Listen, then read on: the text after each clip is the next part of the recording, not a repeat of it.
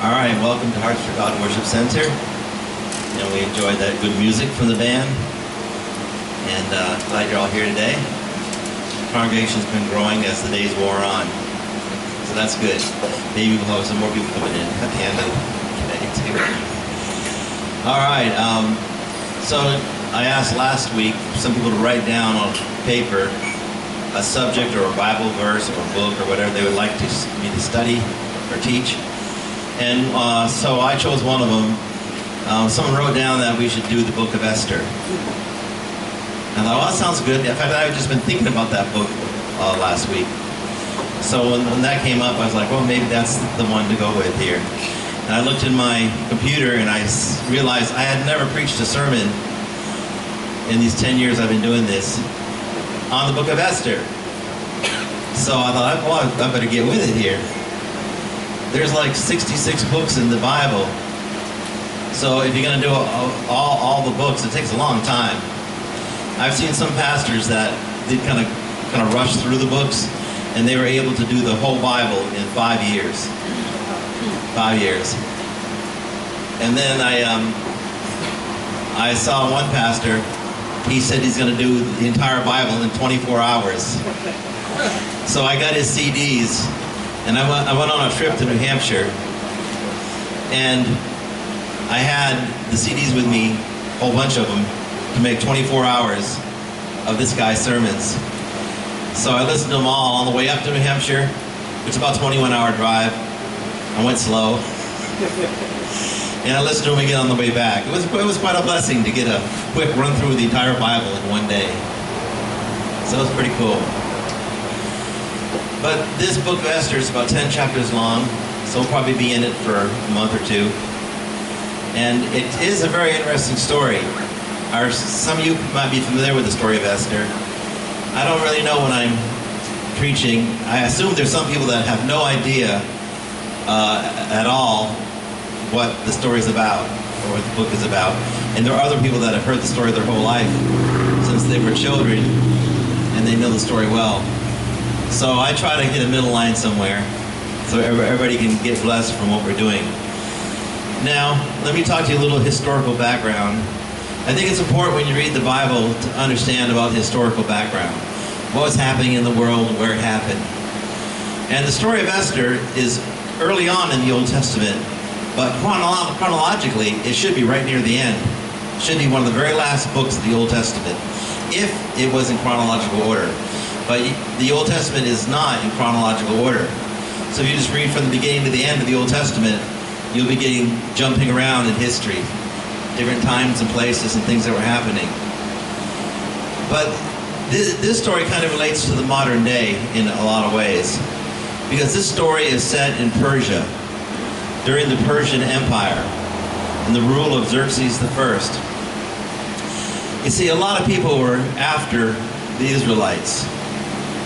First of all, the Israelites were under the rule of the Egyptians. In fact, the whole nation of the Hebrews, we call the Israelites, or the Jews, they all developed in Egypt because their ancestors went to Egypt, a small handful of ancestors, and they grew to be millions of people, but they were there as slaves. They were looked at as foreigners, and they weren't Egyptians. So they were definitely, people were prejudiced against them and made them their slaves. So at first, all the Israelites, their ancestors, were slaves. And then God helped them to get away from the Pharaoh. I think everybody knows the story of how the Pharaoh said, Moses said to the Pharaoh, "Let my people go." And eventually, after many plagues and punishments, they let the Hebrew people go, and they wandered in the wilderness for 40 years. Then they walked into the area that we call Israel today, and they took over that area as God had intended for them. But once they did that, they didn't always do things right. There were a lot of evil kings among the Israelites, and God often had to punish them. And God had different empires came and ruled over them. So the first empire that came after that period was the Assyrians. The Assyrians came in and they conquered Israel, but not the land of Judah. And I'll explain that to you a little bit. Israel had three great kings: Saul, David, and Solomon. They're united as a country, so to speak, and that was the golden years for the Israelites and for the Hebrews. And after those three kings, there was a civil war, and the country split into two. There was the northern kingdom called Israel, and the southern kingdom called Judah. So for a long time, that's how it was. And the Assyrians came in from the north, and they conquered the northern kingdom called Israel. There were 10 tribes. Of the 12 tribes, there were 10 tribes that lived there from the Israelites. And then the southern kingdom called Judah was still there for quite a while. So after the Assyrians did this, quite a while later, the Babylonians came in, and they conquered the southern kingdom called Judah. And that's where Jerusalem is located. So then after a while, the Persians came in, and they conquered the Babylonians. Now the Babylonians were from what modern day we call Iraq, but their kingdom spread all around the western side of the Mediterranean Sea. But modern country of Iraq was the center of Babylon. In fact, if you go to Baghdad, drive about an hour south of Baghdad, you'll come to the ruins of the ancient city of Babylon. So that's been in the news in the last couple of decades a lot. And then the Persians took over the Babylonians. They conquered the Babylonians in a day, took over. And Persia, modern day people from Persia, is called Iran. So there's a lot going on there in the world today with Iran. And this is the same country, the same area that was the head of the Persian Empire. And this is where Esther lived. Esther did not live in Israel. She did not live in Babylon. She lived even further to the east in the capital of the Persian Empire. At that time, the greatest empire the world had ever known.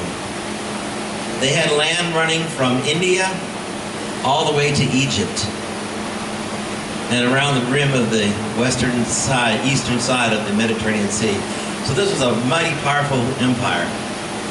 And this is where the setting of the story is about Esther. Now we're going to have some main characters in this story. We're going to have King Artaxerxes I. Artaxerxes was his historical name, but in my Bible he's called Ahasuerus. And his wife, Queen Vashti. He had a beautiful wife named Queen Vashti. Of course, in those days, you know, the kings had many wives. Even in the Israelite nation, King David and King Solomon both had around 1,000 wives. I don't know how they did that. Yeah. He's funny. He's making a face. He's like, what? I don't know if having 1,000 wives is 1,000 times better than having one, or if it's 1,000 times worse than having one. My wife's warning me, don't follow that rabbit hole too far deep. So Queen Vashti was one of the characters we're going to be coming across. And then there was her cousin, Mordecai. Her cousin, Mordecai. He was probably older than her. And then there was this really evil dude named Haman. Very bad dude. He was very anti-Semitic, as we say today. He did not like the Jewish people. He wanted to get rid of them. He was jealous about them. And then, of course, the central figure of the book, Esther. Now, one of the funny things about the book of Esther, it's in the Bible, but guess what? It does never mention. What is never mentioned in Esther? The name of God. Yeah. In the book of Esther, the God is never spoken of directly. But you see God's work and God's leadership and God's inspiration in the people. You don't hear his name. There's only one other book in the Bible that doesn't mention the name of God. Anyone know what book that would be? It's called the Song of Solomon. Or sometimes it's called the Song of Songs. In that book, the Song of Solomon is a love sonnet, a love story. And it's a very sexy love story. It almost didn't make it into the Bible because there's some very sexy stuff in there. So if your parents ever tell you, you must go read the Bible, just turn to Song of Solomon. You're like, I love the Bible. It's cool. So Esther was such a great hero. And you know, over the centuries, many people have tried to eliminate the Jewish people. We've seen it happen just in recent decades. People trying to eliminate the Jewish people. And the funny thing is, you know, Iran is like today the great enemy of Israel. They want to wipe Israel out. They want to get rid of the Jewish people completely. And this story about Esther, same thing was happening. Persia, the same country as Iran, was trying to wipe out the Jewish people, just like today. And this was like 2,500 years ago this story happened. So this stuff's been going on for a long time. So that's the background to the story.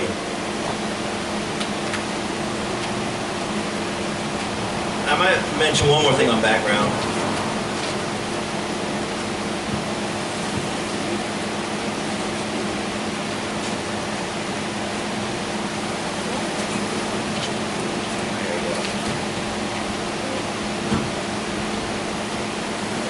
One more thing I find kind of interesting about the Persians. They have their own religion that most people have never heard of. It's called Zoroastrianism. You ever heard of Zoroastrianism before? Well, you've heard of their god. Ever heard of a car called a Mazda? Ahura Mazda. Ahura Mazda. That's the name of the god of the Zoroastrians. And this is the religion that was in Persia at the time that Esther lived, and for quite a long time after that. Now this religion still exists today, but there's not very many people serving it, you know, not that many. But it's an ancient religion, a religion of fire, a religion of light and darkness, a religion that teaches doing good works so that when you go to the next life, you'll be rewarded. In some ways, it has some similarities. Hey, lady, how you doing? She peeks out behind Paul's head. There she is. In some ways, it's similar to Christianity. In fact, some secular scholars, you know, ones that aren't necessarily Christians, they see Christianity as a blending of Judaism and Zoroastrianism. So that's I think, a very interesting thing. Now, I hope that interested you, the background. Now we're going to start off with a story about a stripper in the first chapter of Esther. So I'm trying to keep these young guys interested in the Bible. Okay, and this story is also very similar to one in the New Testament, so we might look at that as well. In the New Testament, in Matthew 14, there's this story right here. Let's see if I can read it without losing my papers.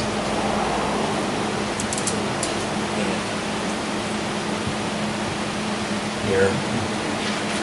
Yeah, hold that for a minute, thanks. I need an assistant. You ever seen one of those classical piano players? And while they're playing piano, they have a page turner sitting next to them that turns the pages for them. I'm getting to the point where I need a page turner. All right, this is a parallel story to what we're reading in Esther. I love finding parallel stories in the Bible, especially when there's one in the Old Testament, and then hundreds of years later, thousands of years later, there's another one in the New Testament with some similar idea. So here's the story of how John the Baptist got beheaded and put to death. Chapter 14 of Matthew. At that time, Herod the Tetrarch heard the reports about Jesus, and he said to his attendants, "This is John the Baptist. He has risen from the dead. That is why miraculous powers are at work in him." So he thought Jesus was just John the Baptist raised from the dead. Well, how did John the Baptist die? Now they tell that story. Herod had arrested John the Baptist, and he bound him and put him in prison because of Herodias, his brother Philip's wife. For John had been saying to him, "Is it lawful for you to have her?" And he wanted to kill John. But he was afraid of the people because they considered John a prophet. So this guy named Herod, he killed his brother and took his brother's wife. He wanted his brother's wife. See, this story is just full of lust and all kinds of evil. just like the book of Esther starts off the same way. And John the Baptist, he was a preacher, you know, and he didn't take no crap from anybody. He said right up to the people and to the king, said, you are committed adultery. You've taken your brother's wife. And he criticized him for doing that. And because of that, Herod hated John and wanted to get rid of him. People don't like to hear the truth sometimes, right? They want to live in their sin and not feel guilty for the evil things they're doing. So he was in prison because of Herodias. That's the lady's name. Herodias, his brother Philip's wife. For John had been saying, it is not lawful for you to have her. Herod wanted to kill John, but he was afraid because the people considered John to be a prophet. Now on Herod's birthday, the daughter of Herodias danced for the guest. So this lady, Herodias, that he had taken from his brother, this wife, she had a beautiful, beautiful daughter. And she had a scheme to take advantage of her daughter and use her daughter to get rid of John the Baptist. The scheme was to get the daughter to dance for these guys at this party. Now they're having a big party, they're drinking for days. These parties in the Bible days went on for a long time. Not our typical Saturday night coming to church with a hangover type of thing. But long, long parties. So these guys were all drunk and all tanked up and everything. And this Queen Herodias, she says, I'm going to have my daughter come out and do a sexy dance for all the guys and get them all excited. And then I'm going to use that to get rid of John the Baptist. She hated John the Baptist even more than Herod did. The king was distressed. Oh yeah, oh wait a minute, I skipped the best part. So the daughter Herodias danced for the guest and pleased Herod so much that he promised with an oath to give her whatever she asked. Prompted by her mother, she said, give me here on a platter the head of John the Baptist. So the king was going to give her whatever she wanted, riches, money, homes, part of the kingdom. He was going to give her any great reward she asked for. But her mother told her, ask for the head of John the Baptist. She was so spiteful and so vengeful, and she wanted revenge. She wanted to get him killed because he pointed out her sin. So we don't ever want to be revengeful or spiteful to people. We want to be forgiving and kind as Jesus has taught us. The king was distressed. He didn't want to do it at this moment. He was like, what? But because of the oath he had made in front of his dinner guest, he ordered her request be granted and had John beheaded in the prison. His head was brought in on a silver platter and given to the girl who had danced. And she carried it to her mother. John's disciples came and took his body and buried it, and they went and told Jesus. Now there's a story about some scheming and some revenge and some hatefulness and sexy dancing. Now we're going back to the book of Esther, which starts off with a parallel story. Chapter 1. Now in the days of King Ahasuerus, who reigned from India to Ethiopia, over 127 provinces. See, even the Bible knows this, that he reigned from India to Ethiopia. And of course, Ethiopia is in Africa. You know how much evidence there is now of the historicity of the Bible? There is so much archaeological evidence that supports the truth of the Bible. When people tell you that that's not so, which they do all the time, they're just lying. There is huge evidence supporting the stories in the Bible through archaeology. So he had 127 provinces, and King Ahasuerus, he sat on his royal throne in Susa, the capital. In the 3rd year of his reign, he gave a feast for all his officials and servants. So he's going to throw a huge party. Now this party is even going to be longer and greater than the one that John the Baptist got beheaded at, because this party is going to last for 6 months. I know we sing this song by Jimmy Buffett, and it's called A Pirate Looks at 40. It's a beautiful song, but one line is, I've been drunk now for over 2 weeks. And I was thinking, that would be awful. Be drunk for 2 weeks. I mean, some people might not think it's so bad, but that's terrible. But here these guys were drinking and partying for 6 months here in Persia. So he sent this party for his officials and his servants. The army of Persia and Media and the nobles and governors of the provinces were before him. And he showed the riches of his royal glory and the splendor and the pomp of his greatness for many days, 180 days. So he was just showing off. He had his military there, lined up his military, all his nobles, his rulers. He got everybody together, all the important people, all the rich people. He got them together for a big 6 months of drinking and partying and bragging about his riches. He was serving the food on golden plates and golden cups, and he was showing off his wealth. It was all a big ego trip for the king of Persia. And we know that's not pleasing to the Lord.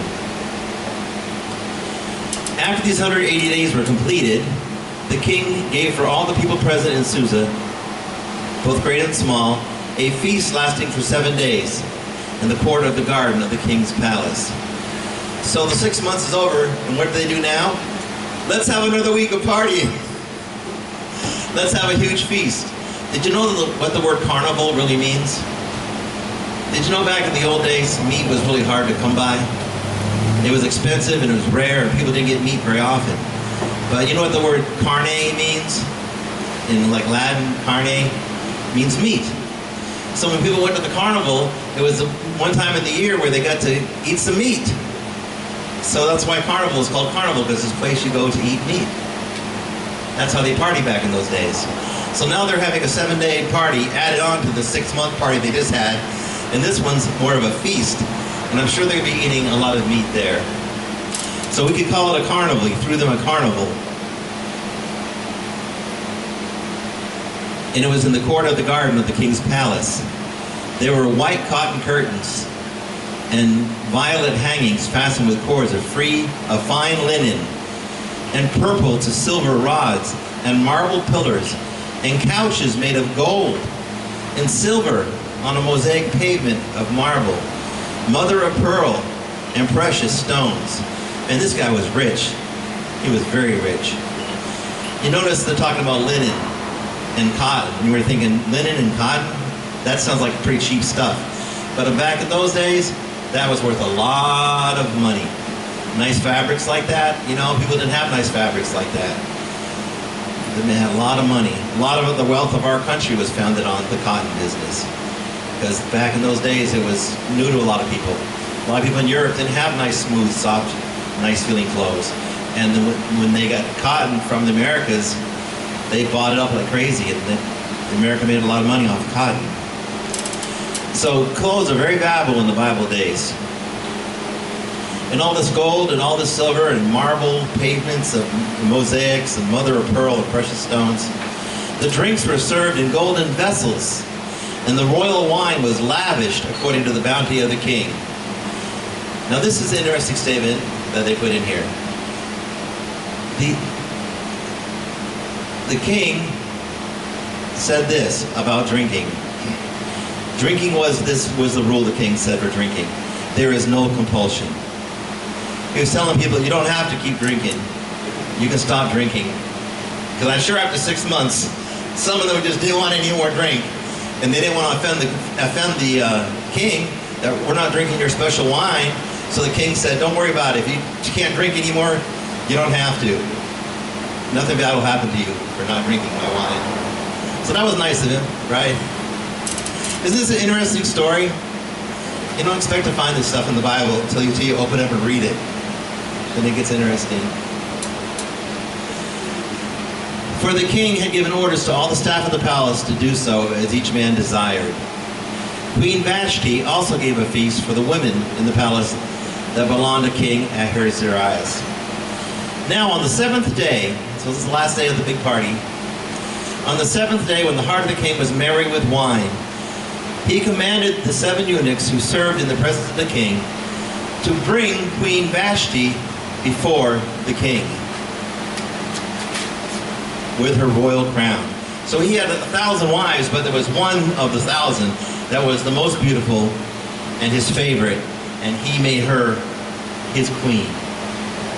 But she couldn't come into the party on her own. She had to be sent for. If you weren't sent for by the king, you had no business showing up in front of the king. If you try to go see the king without being asked to go see him, you were probably going to be put to death. So he sent somebody to bring in his queen Vashti. And here's why he did it. In order to show the people and the princess her beauty, for which she was lovely to look at.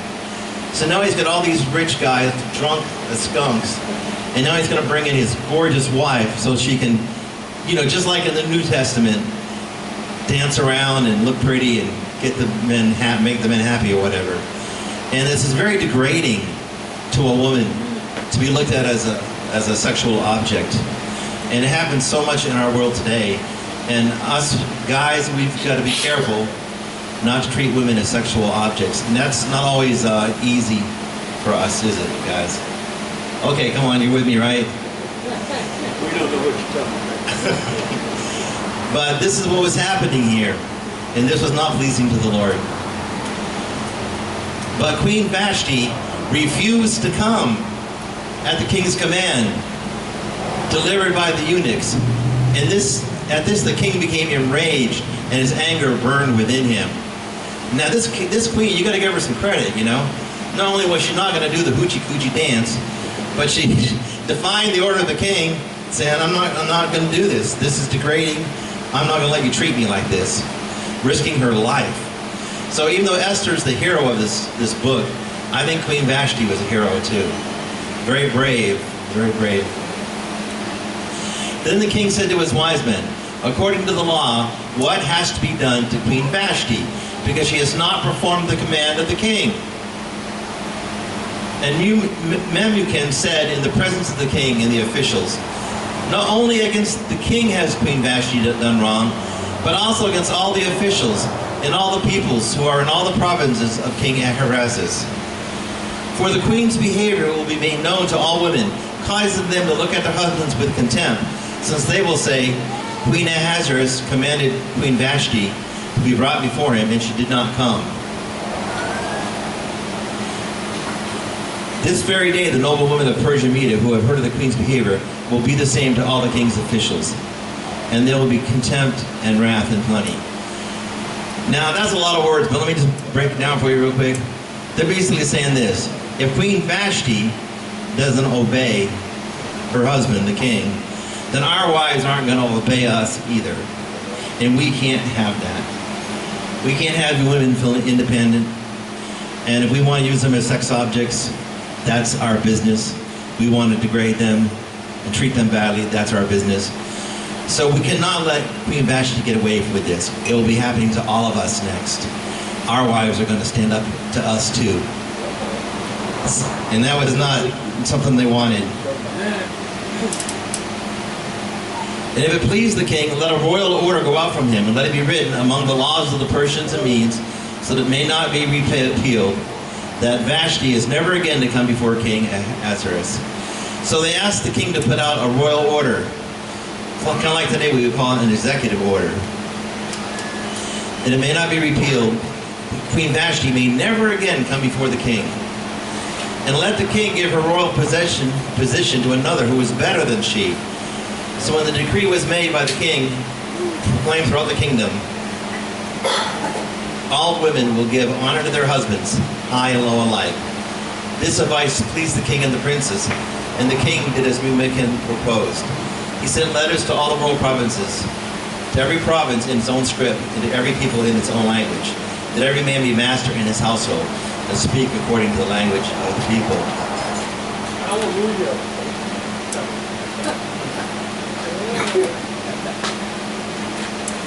All right, that's the first chapter of Esther. The king sends this proclamation out to the entire empire, to every province. I mean, from Africa all the way to India, up to what is Turkey today, all through there, Israel, the whole Middle East, everywhere he ruled. He sent this message out everywhere that the women have to honor their husbands. And by honor their husbands, I don't think they mean that in a positive way. I think they mean obey their husbands. So God is showing us right here, first of all, that's not the way a marriage is supposed to work.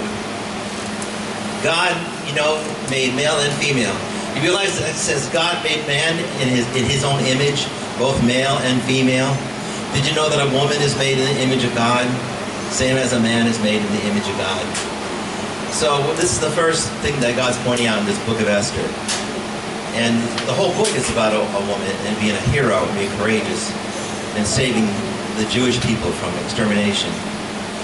Well, I always like to give an invitation. A story about sexy dancers and drunken men isn't always the best background for an invitation to receive Jesus. But time has told me, I've sometimes preached sermon and I've been like, okay, I don't know how that sermon went. Then many people come forward to receive Christ or make a commitment to Christ. You know, last week I felt my sermon was a little disorganized. I had too many papers in front of me. But 4 people came up and prayed.